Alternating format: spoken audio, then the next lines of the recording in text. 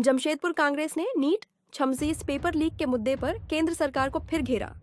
कांग्रेस के झारखंड प्रदेश उपाध्यक्ष सतीश पॉल मुंजनी और पूर्वी सिंहभूम जिला के कार्यकारी अध्यक्ष अवधेश सिंह ने संयुक्त रूप से प्रेस कॉन्फ्रेंस कर केंद्र सरकार पर तीखा हमला बोला। उन्होंने कहा कि छात्रों और युवाओं के भविष्य से जुड़ी परीक्षाओं में बार बार पेपर लीक होना, परीक्षाएं रद्द होना, भर्ती प्रक्रियाओं में लगातार देरी, बढ़ती बेरोजगारी और पूरी शिक्षा व परीक्षा प्रणाली की नाकामी दर्शाता है, जो बेहद गंभीर विषय है। नेताओं ने केंद्र सरकार से सवाल किया कि कब तक युवाओं का भविष्य इस लापरवाही की भेंट चढ़ता रहेगा। उन्होंने मांग की कि पेपर लीक की घटनाओं पर सख्त कार्रवाई हो, दोषियों पर तुरंत गिरफ्तारी हो और परीक्षा प्रणाली में पारदर्शिता व जवाबदेही सुनिश्चित की जाए। और केंद्र शिक्षा मंत्री धर्मेंद्र प्रधान से इस्तीफा की भी मांग उन्होंने किया है। सात नेताओं ने कहा कि यह आंदोलन देशव्यापी चलेगा। रिपोर्ट अजय कुमार गुप्ता, समाचार एक्सप्रेस, झारखंड 24x7। यहाँ प्रेस वार्ता करने के लिए आए हुए, जैसा कि आपको पता होगा कि हमारे आदरणीय राहुल गांधी जी ने कोटा में छात्रों की गूंज करके एक कार्यक्रम लॉन्च किया, जिसके तहत आज देश भर में लाखों छात्र जो नीट एग्जाम के तहत आज केंद्र सरकार की विफलताओं के कारण हमारे छात्र आज काफ़ी परेशान हैं। जो नीट पेपर, आपको मैं जानकारी के लिए बता दूं कि 2014 से 2024 के बीच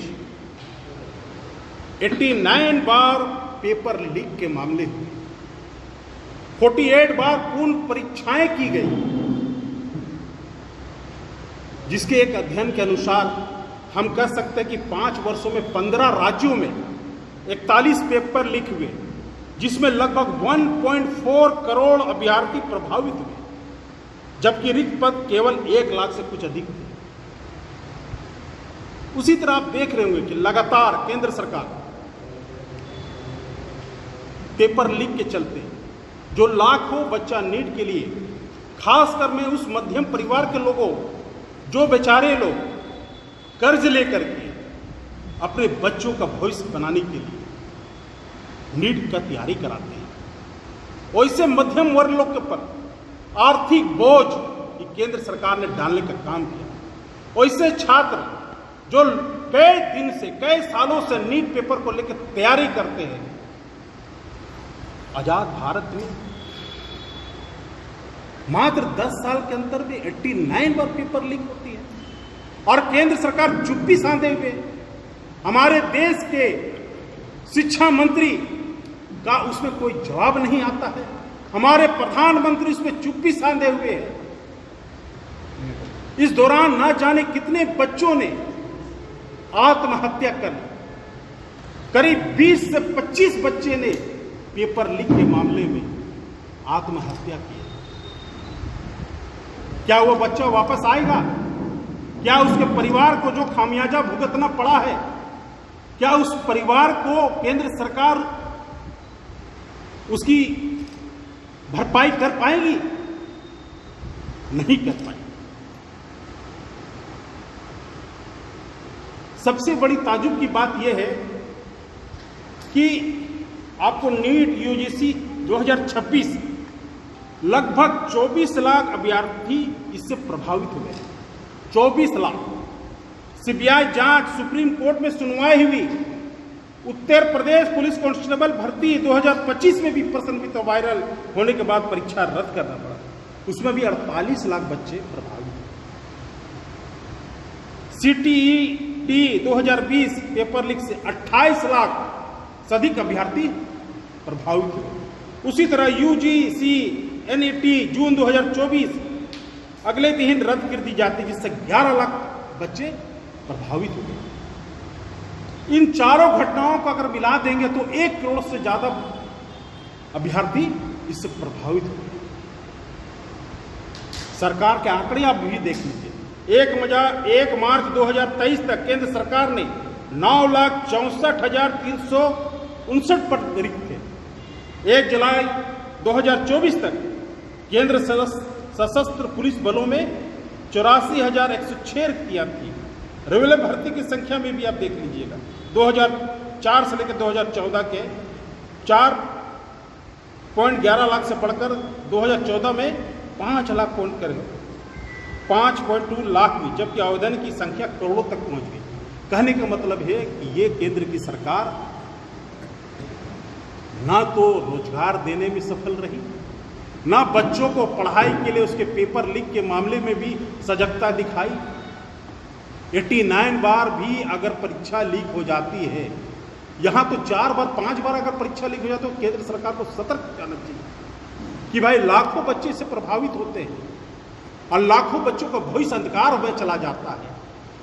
मध्यम परिवार के लोगों के ऊपर जो कर्ज दे करके, बैंक से लोन लेकर के बच्चों को पढ़ा रहे हैं, उस परिवार के भविष्य अंधकार में चला जाता है और केंद्र सरकार चुप्पी साधे हुए है। और हमारे शिक्षा मंत्री धर्मेंद्र प्रधान का अभी तक इस्तीफा भी नहीं लिया जाता। सबसे बड़ा सवाल यह भी है, उनका इस्तीफा तक नहीं लिया जाता है और उनके बचाव में केंद्र के ना जाने कितने कैबिनेट मिनिस्टर आकर के बयान देने लगते हैं। तो ये तो दुर्भाग्य है कि हमारे इस देश का कि प्रधानमंत्री साहब अपने घूमने फिरने, अपने एड में करोड़ों रुपया खर्च कर देते हैं, लेकिन वहाँ जो बच्चों का भविष्य और शिक्षा है उसके बजट में कमी कर देते हैं। आपको पता होना चाहिए कि जो शिक्षा में जीडीपी ग्रोथ, जो सार्वजनिक व्यय होना चाहिए था 2.7%, उसको 2017-18 में वो बढ़ करके 2.8 हो गया। सरकारी खर्च जो शिक्षा की हिस्सेदारी थे उसमें खर्च होना चाहिए था 10.7% से घटाकर 9.2% कर दिया गया। पूर्वी सिंहभूम जिला कांग्रेस कमेटी के द्वारा आयोजित प्रेस वार्ता में रांची से हमारे लोकसभा जमशेदपुर लोकसभा के प्रभारी सतीश पाल मुजवी जी और सह लोकसभा प्रभारी शांतनु मिश्रा जी, और इस प्रेस वार्ता में हमारे प्रदेश कांग्रेस कमेटी के प्रिंस जी, पश्चिमी विधानसभा जमशेदपुर के ब्रजेंद्र तिवारी जी, राजकिशोर यादव जी एवं उपस्थित सभी पत्रकार बंधुओं को पूर्वी सिंहभूम जिला कांग्रेस कमेटी की ओर से मैं आभार और धन्यवाद इस बात के लिए देता हूं कि आप लोगों ने आकर जिला कांग्रेस कमेटी में हम लोगों को सहयोग किया। मैं स्पष्ट शब्दों में कहना चाहता हूं, पूर्वी सिंहभूम जिला कांग्रेस कमेटी की ओर से मेरा स्पष्ट मांग है कि धर्मेंद्र प्रधान जो शिक्षा मंत्री हैं, यह पूरी तरह यह साबित हो गया है कि वह शिक्षा मंत्रालय चलाने में पूरी तरह विफल साबित हुए हैं। क्योंकि आपके सामने एक उदाहरण है, कि आज आजादी के बाद पहली बार शिक्षा व्यवस्था में सेना की मदद ली गई। ये कितना दुर्भाग्य की बात है कि आज हमारे प्रधानमंत्री बड़ी बड़ी बात करते हैं लेकिन हमारे शिक्षा प्रणाली को दुरुस्त नहीं कर पाए। पूर्वी सिंहभूम जिला कांग्रेस कमेटी की इस प्रेस वार्ता से मैं नरेंद्र मोदी से मांग करता हूं कि ऐसे शिक्षा मंत्री को तत्काल बर्खास्त करें और इस बात की भी जांच होनी चाहिए कि जो यह पेपर लीक हुआ है, जिन माफियाओं के द्वारा यह पेपर लीक हुआ है, उसकी भी जांच होनी चाहिए।